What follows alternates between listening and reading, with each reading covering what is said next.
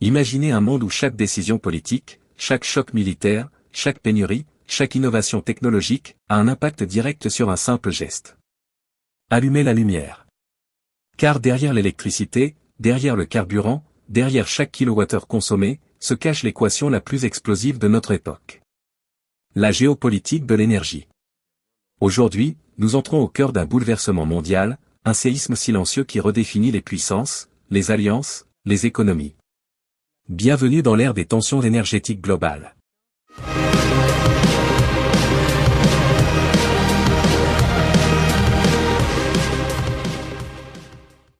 La transition énergétique n'avance pas au même rythme partout.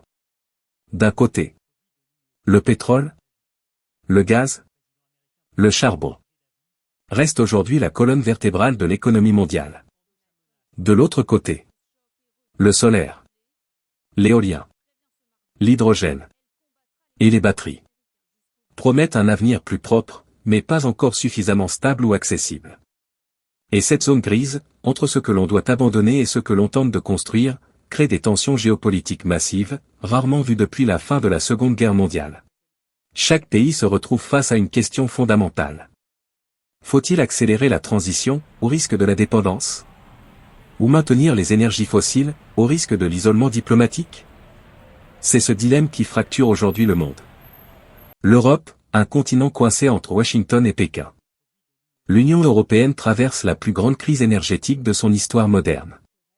Après la guerre en Ukraine, l'Europe s'est retrouvée brutalement privée d'une bonne fête de son gaz russe. Résultat. Les prix de l'énergie ont explosé. Les industries ont perdu en compétitivité. Plusieurs pays dépendent aujourd'hui du gaz naturel liquéfié américain, GNL. Une dépendance que Washington sait parfaitement utiliser comme levier. Mais ce n'est pas tout. Car pendant que l'Europe dépend d'un côté des États-Unis pour son gaz, elle dépend de la Chine pour ses technologies vertes. Panneaux solaires, piles, composants pour éoliennes, métaux rares. La transition énergétique européenne repose donc sur États-Unis l'énergie des USA. Chinois la technologie de la Chine. Une double dépendance extrêmement dangereuse.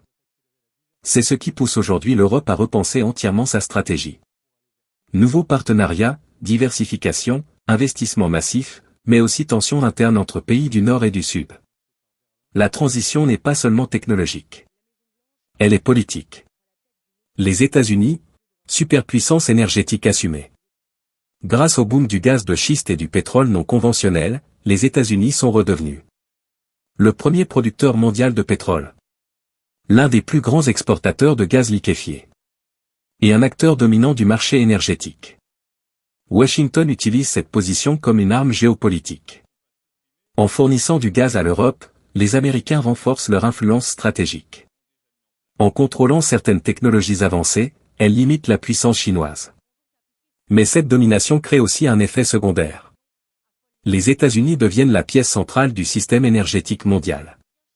Ce qui signifie que le moindre choc interne, tempête, élection, crise budgétaire, peut provoquer une réaction en chaîne à l'échelle planétaire. Un empire énergétique, mais pas invincible. Car malgré leur puissance, les États-Unis sont confrontés à leurs propres limites. Infrastructures vieillissantes. Division politique. Dépendance à certains matériaux étrangers pour les batteries. L'énergie américaine est forte, mais pas infaillible.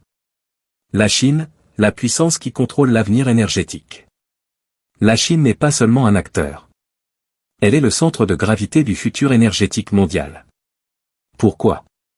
Parce que Pékin possède les clés des technologies de demain. 80% de la production mondiale de panneaux solaires. 60% du raffinage de lithium.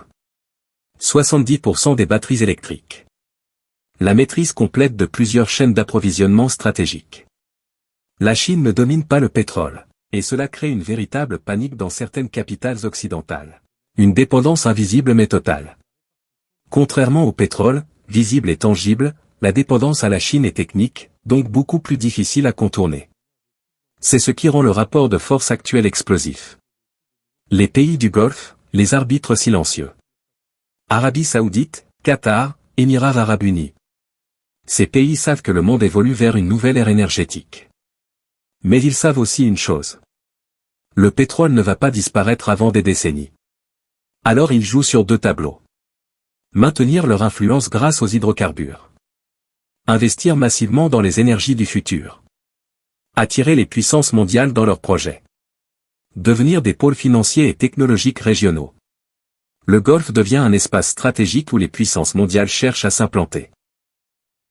Une stabilité fragile. Car malgré leur puissance financière, ces pays sont vulnérables à un seul point d'étranglement. Le détroit d'Ormuz.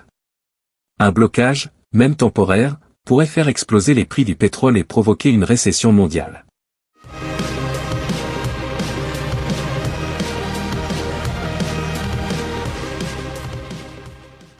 L'Afrique, le nouveau champ de bataille énergétique.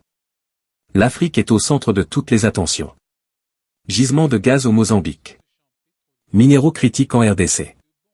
Potentiel solaire immense. Projets pétroliers ou offshore.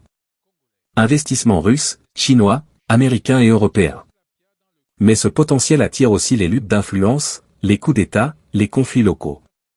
Et sans stabilité politique, l'Afrique risque de devenir un terrain où les grandes puissances se livrent une guerre indirecte.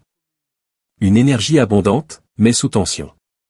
L'Afrique pourrait devenir une superpuissance énergétique du futur. Ou le continent où la rivalité sino-occidentale s'intensifie le plus. Tout dépendra de la gouvernance. Les métaux critiques, la nouvelle arme de puissance. Lithium, cobalt, nickel, cuivre, terres rares. Ces métaux sont aujourd'hui plus stratégiques que le pétrole.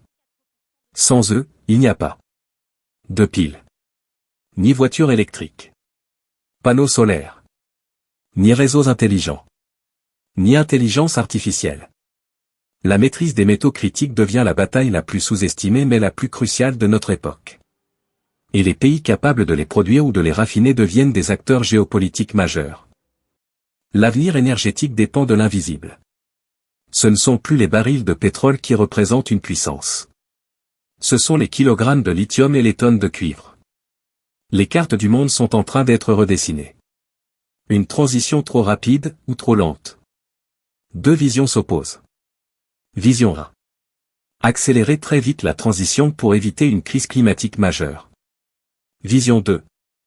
Ne pas se précipiter au risque de créer des pénuries, des instabilités et des tensions géopolitiques massives. Entre les deux, un équilibre fragile, presque impossible à maintenir. Car une transition trop rapide peut provoquer des pannes de courant, une inflation énergétique, une fuite des industries, des tensions sociales.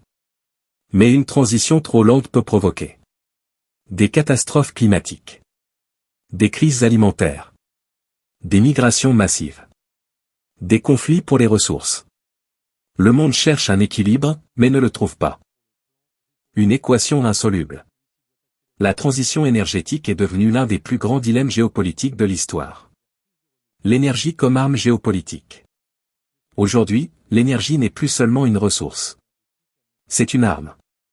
Les États l'utilisent pour sanctionner, contrôler, influenceurs, négocier, manipuler les marchés, renforcer leur puissance. L'énergie est devenue l'équivalent moderne de la monnaie, des armées et de la diplomatie. C'est ce qui explique pourquoi chaque crise énergétique locale, du Moyen-Orient, d'Asie ou d'Europe, devient immédiatement un choc mondial. Nous vivons aujourd'hui une époque où le passé énergétique refuse de mourir. Et où le futur n'est pas encore né. Un monde où le pétrole reste essentiel. Mais où les batteries deviennent plus stratégiques. Un monde où les États-Unis dominent toujours. Mais où la Chine construit patiemment la puissance technologique du XXIe siècle. Un monde où l'Europe cherche son autonomie. Où l'Afrique attire toutes les convoitises. Et où chaque nation, grande ou petite, comprend une chose simple. L'énergie n'est plus un sujet économique. L'énergie est devenue une question de survie. La transition énergétique n'est pas un voyage. C'est une bataille. Une bataille silencieuse, mais mondiale. Une bataille technologique, mais profondément politique. Une bataille pour le contrôle du futur. Selon vous, quel est le plus grand risque énergétique du monde aujourd'hui? La dépendance à la Chine? Le contrôle américain du gaz? Les tensions au Moyen-Orient? La pénurie de métaux stratégiques? Ou l'échec de la transition énergétique? Votre avis m'intéresse vraiment. Je vous lis dans les commentaires.